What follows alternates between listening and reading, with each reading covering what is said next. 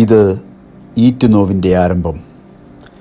Israel എന്ന ഇത്തിരിപ്പോന്ന ഒരു രാജ്യം കൊടും ശത്രുക്കളായ രാജ്യങ്ങളുടെ മുന്നിൽ തലയെടുപ്പോടെ നിൽക്കുന്നു എങ്കിൽ അതിന് പിന്നിൽ ഒരു സംശയവുമില്ലാതെ തന്നെ പറയാം, ദൈവമുണ്ട്. ഇസ്രയേലിനെ ആക്രമിച്ചതോടെ ലോകം മുഴുവൻ എന്തെന്നില്ലാത്ത ഒരു അരക്ഷിതാവസ്ഥയിലേക്ക് നീങ്ങി. ഏത് നിമിഷവും എന്തും സംഭവിക്കാവുന്ന അവസ്ഥ. ഒരു ചെറു രാജ്യം ലോകത്തെ എങ്ങനെ നിയന്ത്രിക്കുന്നു എന്ന് ഇതിലൂടെ തന്നെ മനസ്സിലാക്കാം. എല്ലാവർക്കും ഒരു പുതിയ വീഡിയോയിലേക്ക് സ്വാഗതം. 2024 ഏപ്രിലിലാണ് ഇറാൻ ഇസ്രയേലിനെതിരെ ശക്തമായ ആക്രമണം നടത്തിയത്. ഇസ്രയേലിന് നേരെ 300-ലധികം ഡ്രോണുകളും മിസൈലുകളും പ്രയോഗിച്ചു. അമേരിക്ക ഉൾപ്പെടെയുള്ള മറ്റ് രാജ്യങ്ങളുടെ സഹായത്തോടെ മിക്കവാറും എല്ലാം തന്നെ തടയാൻ കഴിഞ്ഞു. തുടർന്ന് 2025 ജൂണിൽ ഇസ്രയേൽ ഓപ്പറേഷൻ റൈസിംഗ് ലയൺ ആരംഭിച്ചു. യുറേനിയം സമ്പുഷ്ടീകരണം തടയുന്നതിനായി ഡസൻ കണക്കിന് ഇറാനിയൻ ആണവ മിസൈൽ കേന്ദ്രങ്ങൾ ആക്രമിച്ചു.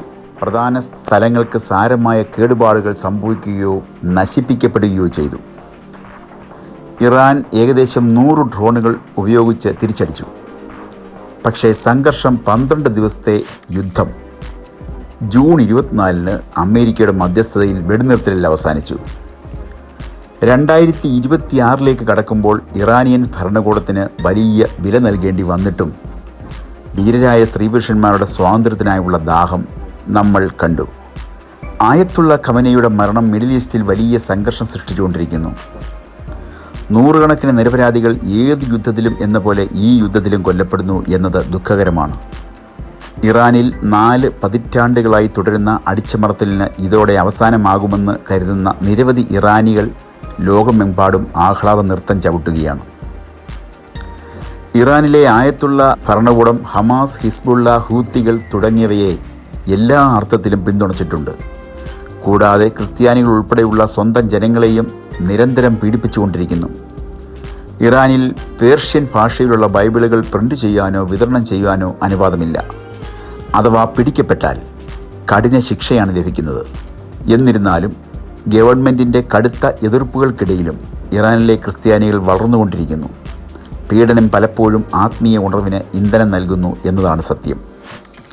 ഇറാനെക്കുറിച്ചുള്ള ബൈബിൾ പ്രവചനങ്ങളും ഇത്തരണത്തിൽ പ്രസക്തമാണ്. ഇന്നത്തെ ഇറാൻ ബൈബിളിലെ പുരാതന പേർഷ്യയാണ്.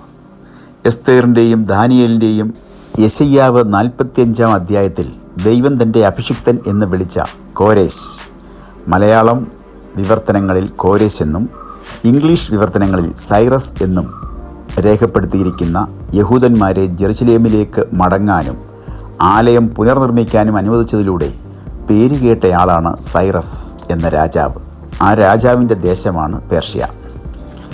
ഇറാൻ വെറുമൊരു രാഷ്ട്രീയ വിഷയമല്ല. ബൈബിളിൽ വളരെ പ്രാധാന്യമുള്ള ഒരു നാടാണ് പുരാതന പേർഷ്യ എന്നറിയപ്പെടുന്ന ഇറാൻ. അന്ത്യകാല പ്രവചനങ്ങളിൽ ഈ രാജ്യത്തിന് ഒരു പ്രധാന പങ്കുണ്ട്. ഇപ്പോൾ നടക്കുന്ന ഇറാൻ, ഇസ്രയേൽ, അമേരിക്ക സംഘർഷങ്ങളെ അന്ത്യകാല ലക്ഷണങ്ങളിൽ ഒന്നായി കരുതാം. ഇറാനെയും ഇറാൻ പിന്തുടരുന്ന ആശയങ്ങളെയും ഇസ്രയേലിൻ്റെ പ്രതിരോധത്തെയും കണക്ക് കൂട്ടുമ്പോൾ അന്ത്യകാല പ്രവചനങ്ങളുടെ പൂർത്തീകരണവുമായി അത് ബന്ധപ്പെട്ടിരിക്കുന്നു എന്ന് മനസ്സിലാക്കാം. റഷ്യ, തുർക്കി മുതലായ രാജ്യങ്ങൾ ഉൾപ്പെടുന്ന യെഹെസ്കേൽ പ്രവചനം, ക്രിസ്തുവിൻ്റെ 2ാം വരവ്, മഹോപദ്രവം എന്നിവയുൾപ്പെടെയുള്ള സംഭവങ്ങളുമായി യോജിക്കുന്നുവെന്ന് ബൈബിൾ പണ്ഡിതന്മാർ അഭിപ്രായപ്പെടുന്നു. അന്ത്യകാല പ്രവചനങ്ങളുടെ വ്യാഖ്യാനങ്ങളിൽ ശ്രദ്ധിക്കുമ്പോൾ ഒരു കാര്യം പ്രത്യേകം ഓർക്കുക. ഈ വ്യാഖ്യാനങ്ങൾ ഭയത്തേക്കാൾ ജാഗ്രത പ്രോത്സാഹിപ്പിക്കുന്നതിനാണ് ലക്ഷ്യമിടുന്നത്. യഹൂദ ജനത ദൈവത്തിൻ്റെ തിരഞ്ഞെടുക്കപ്പെട്ട ജനമായി തുടരുന്നു എന്നതു മാത്രമല്ല, അന്ത്യകാല പ്രവചനത്തിൽ അവർക്ക് ഒരു പ്രധാന പങ്ക് വഹിക്കാനുമുണ്ട്. ഇസ്രയേൽ ചിതറിക്കപ്പെടുമെന്നും വീണ്ടും കൂട്ടിച്ചേർക്കപ്പെടുമെന്നും ബൈബിൾ വ്യക്തമായി പ്രവചിച്ചിരിക്കുന്നു. 1948 മെയ് 14 അത് നിവൃത്തിയായി. അത് അന്ത്യകാലത്തേക്കുള്ള ഒരടയാളമായിരുന്നു.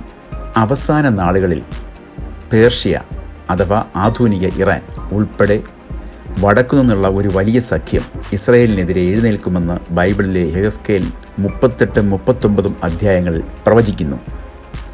ജൂതന്മാർ അവരുടെ മാതൃരാജ്യത്ത് വീണ്ടും ഒത്തുകൂടുമെന്ന് മാത്രമല്ല, അവർ കൂടുതൽ ഒറ്റപ്പെടുകയും ചെയ്യും.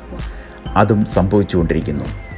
അന്ത്യകാലത്ത് യഹൂദ വിരുദ്ധതയുടെ ഉയർച്ചയും ബൈബിൾ പ്രവചിച്ചു. അതും സംഭവിച്ചുകൊണ്ടിരിക്കുന്നു. യെഹെസ്കേലിൽ മാഗോഗ് എന്ന് തിരിച്ചറിയപ്പെടുന്ന ഇസ്രയേലിൻ്റെ വടക്കുള്ള ഒരു വലിയ രാഷ്ട്രസഖ്യം ഇസ്രയേലിനെ ആക്രമിക്കുമെന്ന് ബൈബിൾ പ്രവചിക്കുന്നു. അത് ഇതുവരെ സംഭവിച്ചിട്ടില്ല. മാഗോഗ് ആധുനിക റഷ്യയെ പരാമർശിക്കുന്നുവെന്നതാണ് പല പണ്ഡിതരും പറയുന്നത്. പക്ഷേ ആർക്കും പൂർണ്ണമായി ഉറപ്പിച്ചു പറയുവാൻ കഴിയുന്നില്ല. എന്നാൽ റഷ്യ തീർച്ചയായും മാഗോഗ് ആണെങ്കിൽ ഇറാനുമായുള്ള അതിൻ്റെ ഇടപെടലിൽ നാം ശ്രദ്ധിക്കണം. കാരണം റഷ്യയുടെ സഖ്യകക്ഷികളിൽ ഒന്ന് പേർഷ്യ, അതായത് ഇന്നത്തെ ഇറാൻ ആയിരിക്കും. അന്ത്യകാല സംഭവങ്ങളുടെ പട്ടികയിൽ അടുത്തത് ക്രിസ്തുവിൻ്റെ രണ്ടാം വരവാണ്. തുടർന്ന് എതിർ ക്രിസ്തു രംഗപ്രവേശനം ചെയ്യും. മഹോപദ്രവകാലം ആരംഭിക്കുന്നു. ക്രിസ്തുവിൻ്റെ രണ്ടാം വരവോടെ മഹോപദ്രവകാലം അവസാനിക്കുന്നു. തുടർന്ന് കർത്താവ് സഹസ്രാബ്ദം, ക്രിസ്തുവിൻ്റെ 1000 വർഷത്തെ ഭരണം ആരംഭിക്കുന്നു. യെഹെസ്കേൽ 38 അധ്യായം 5 വാക്യം ഇപ്രകാരം ആരംഭിക്കുന്നു: യഹോവയുടെ അരുളപ്പാട് എനിക്കുണ്ടായതെന്തെന്നാൽ, മനുഷ്യപുത്ര, രോശ്, മേശക്, തൂബൽ എന്നിവയുടെ പ്രഭുവായി മാഗോഗ് ദേശത്തിലുള്ള ഗോഗിൻ്റെ നേരെ നീ മുഖം തിരിച്ച് അവനെക്കുറിച്ച് പ്രവചിച്ചു പറയേണ്ടത്: യഹോവയായ കർത്താവ് ഇപ്രകാരം അരുളിച്ചെയ്യുന്നു, രോശ്, മേശേക്, തൂബൽ എന്നിവയുടെ പ്രഭുവായ ഗോഗേ, ഞാൻ നിനക്ക് വിരോധമായിരിക്കുന്നു.